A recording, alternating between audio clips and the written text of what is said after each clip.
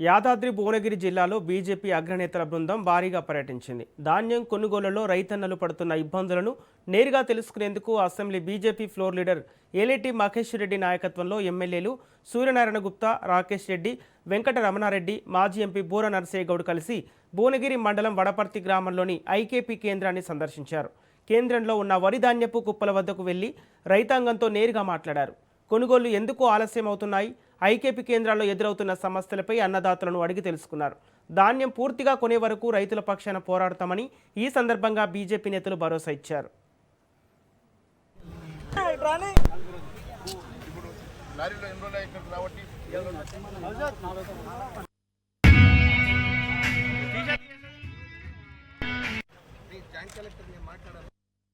పంట నష్టపోతే రైతు ఎవరికి చెప్పుకోలేని పరిస్థితి. అధిక వర్షాల ద్వారా, ఒకవైపు డ్రౌట్ ద్వారా పంట నష్టం జరిగితే పట్టించుకునే నాదుడు లేడు.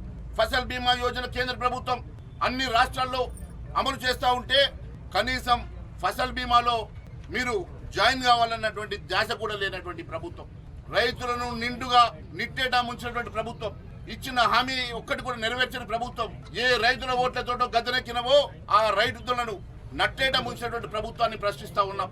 ఎట్టి పరిస్థితుల్లో మీరు చివరి ధాన్యం కొనుగోలు చేసే వరకు, మీరు ఇచ్చిన మాట ప్రకారం చివరి ధాన్యం కొనుగోలు చేసే వరకు భారతీయ జనతా పార్టీ మీ మెడలు వంచుతుంది. మీ ఇదే రకంగా మిమ్మల్ని వెంబడిస్తుందని తెలియజేస్తా ఉన్నాను. పంట నష్టపోతే రైతు ఎవరు